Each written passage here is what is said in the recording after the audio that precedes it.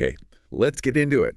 Today we are taking a really deep dive into a world most of us only ever see through a tiny oval window. The cockpit. The commercial airline cockpit, exactly. We're going way beyond the pleasantries from the flight deck and really exploring the mindset, the decision-making. And just the sheer experience. I mean, we're drawing on sources with over 18 years in the captain's seat. It's a long time. It is. And when you see a pilot, you see this polished professional who seems so relaxed, so in control. But our mission here is to get past that idea of just driving the plane. Right. And to really understand the invisible work, the constant training, the deep systems knowledge, and frankly, the psychological discipline it takes to hold hundreds of lives in your hands. And that journey, like so many, it starts with a childhood spark. Our source material talks about the pilot growing up near a busy airport, always looking up, wondering. But there's this one pivotal moment that really crystallized the dream for him. Sitting in the jump seat at 12 years old. And what's fascinating there, what the source points out, is that it wasn't the noise or the speed that got him. It was discovering this hidden world. With its own language. Exactly. The really specific terse language between the cockpit and air traffic control. Seeing that organized chaos of instruments and charts, it just turned that wonder into a serious goal. Like being let in on a huge secret. A huge, very high-stakes secret. So the path is set. But going from, looking up at planes to actually navigating one across the globe, it's not just demanding. It's brutal. Which brings us right to our first section, the long ascent. And long is the key word. This is a career track that just completely redefines patience. It really does. Absolutely. So the first steps are, they're pretty fundamental. You get your private pilot license, the PPL, just so you can fly for fun. But that's just the beginning. Oh, that's barely scratching the surface. You immediately need your instrument rating. That's crucial for flying in bad weather when you can't see a thing outside. Relying only on the instruments. Purely. Then comes the commercial pilot license. And that's where the real expense starts to bite, isn't it? The sources really emphasize this financial gauntlet you have to run. Precisely. It's an enormous commitment of both time and money. Before you've earned a single paycheck flying, you could easily be looking at costs well over 6 figures. Wow. And then you hit the regulatory wall. You have to get 1,500 hours of flight time just to be eligible to even apply to a regional airline. 1,500 hours. That's not a weekend hobby. That's years of work. It's years of grinding it out. You're flying smaller planes, maybe teaching as a certified flight instructor, taking any low-paying aerial job you can find just to build that time. Why so many hours? What's the logic there? It's about building a massive database in your brain. It's pattern recognition. A computer can follow a flight plan, sure. But it can't improvise. It can't know what to do when 3 separate, unrelated systems start to degrade at the same time. The human pilot needs that deep well of experience to draw from. The patience to get through that decade-long climb is itself kind of a job requirement. And here's the part that really got me. It never ends. Even when you land that dream job with a major airline, the training is perpetual. That is the critical insight. It's what really separates aviation from so many other fields. Pilots face what's called recurrent training, usually every 6 months. And that's not just a refresher course. No, not at all. It's intense. You're in a simulator and they throw every conceivable failure at you, often under just extreme time pressure. You are constantly being evaluated. So the airline is actively testing your ability to fail and then recover. To fail and recover safely, exactly. Wow. Your expertise can't be static. It has to be constantly refreshed against new procedures, new standards. It demands a level of discipline that, the public just doesn't see when they're getting on the plane. Okay, let's shift to the job itself, the unseen workday. Because I think most people figure the pilot's job starts when the plane pushes back from the gate. And it really starts about 90 minutes before that. Wow. Yeah, a pilot's workday is mostly this extensive pre-flight protocol. That's where all the critical risk mitigation happens. It's a deep intellectual dive into the specifics of this one flight. So the sources lay out this whole preparation process. It's like a huge systems check before they even climb in. It is meticulous. They're reviewing the entire weather picture, not just for the destination, but all along the route and for any potential alternate airports. And the flight plan, the aircraft status. All of it. Then you get into the fuel calculations, which are incredibly complex. You can't just fill it up, can you? No, fuel is weight and weight is performance. So they calculate the absolute minimum they need, plus reserves, plus contingency fuel for holding patterns. Accounting for wind and traffic and everything else. Right. And that synthesis of all this different data, wind speed, burn rate, aircraft weight, that's the real intellectual work of the job. And once they're on board, there's a whole other layer of coordination with the crew. That's the pre-departure briefing. It makes sure the cockpit crew is perfectly in sync on who does what in an emergency. It makes sure the cabin crew knows about expected turbulence, any security issues. So the actual flying. The flying is just the successful end result of all those hours of preparation. Which gets us to the biggest misconception. The idea that pilots are just driving the plane. The source material is so clear on this. It's about systems management. And this raises that really important question, right?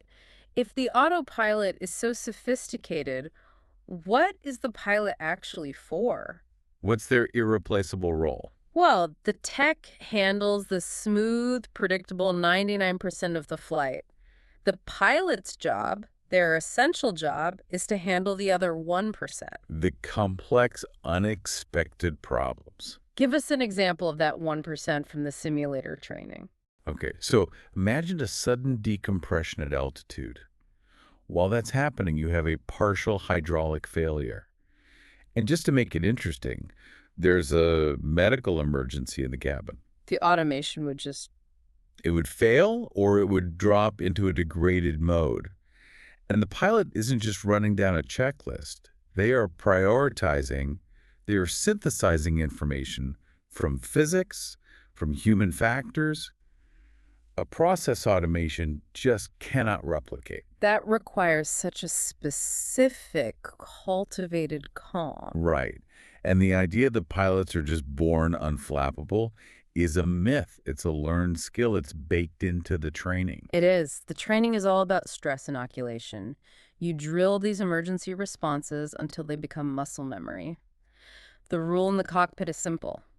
Panic has no place there. Panic costs lives. Calm thinking lets you focus. It lets you shed the low priority tasks, compartmentalize the stress, and just focus on the 1, 2, 3 things that will stabilize the aircraft right now. That mental weight, though, knowing you have hundreds of people behind you, that must be immense. It's the ultimate motivator. It's a trust that is never, ever taken lightly.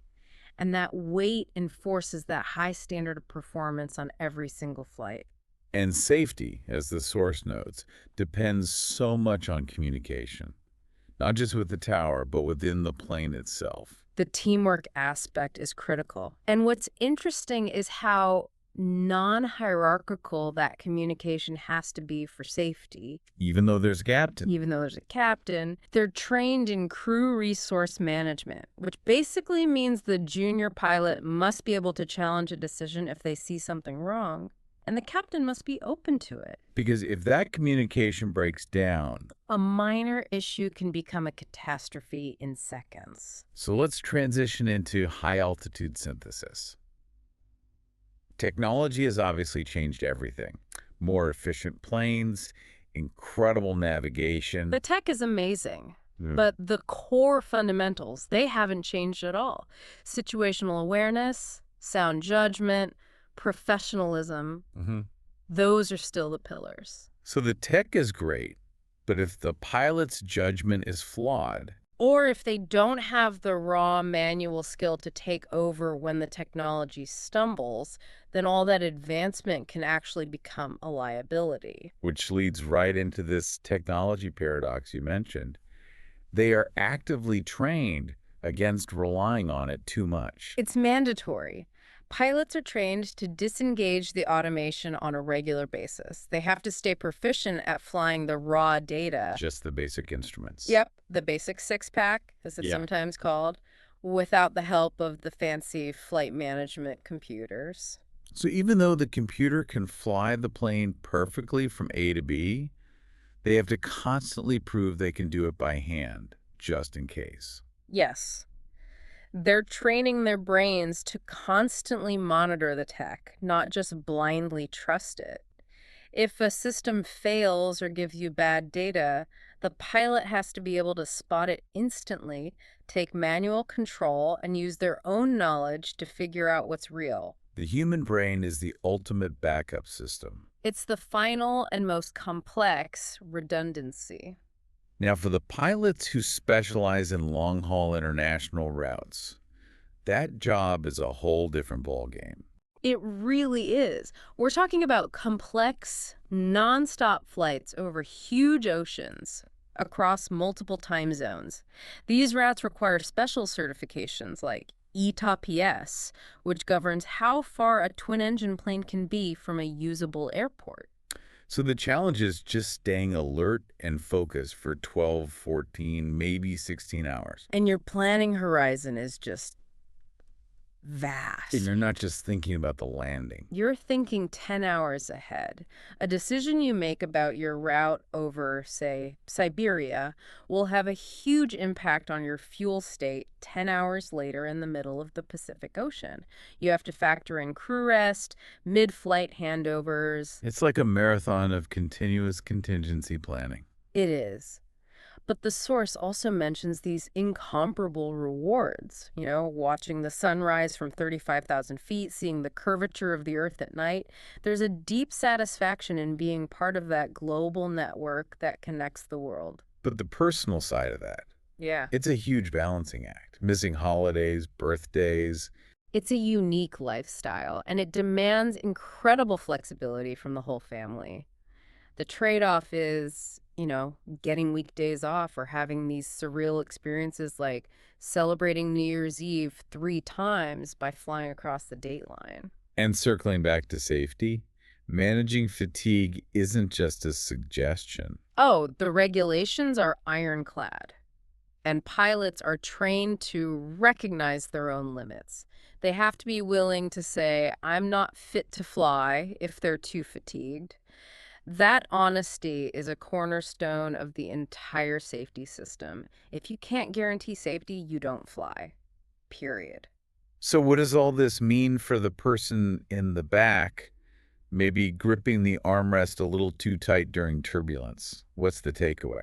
The message is fundamentally one of reassurance. Flying is statistically one of the safest things you can do. The systems have backups for their backups, the planes are maintained obsessively, and the crew is trained to an unbelievable standard. And as the pilot in our source says, they're on the plane with you. Exactly. Their safety is tied directly to yours. That trust is everything. And for anyone listening who dreams of doing this, the advice is to be patient. Stay curious. And understand that aviation rewards methodical dedication. Remember that today, it's not just about how well you can fly the plane. It's about responsibility, professionalism, and judgment. This has been a really fascinating look behind that cockpit door. We started talking about the skill and the money, but we've ended up on the mental fortitude it takes. And if we tie this all together, here's a final thought for you to consider. Given how incredibly sophisticated modern aircraft are, the automation, the redundancies, the pilot's ultimate professional value isn't just their ability to fly perfectly when everything is working. It's their superior ability to manage complex crises, to synthesize critical information under extreme pressure, and to stay calm and decisive at the exact moment the technology fails. So the question is, Are you cultivating that same decision-making calm in your own high-pressure environment?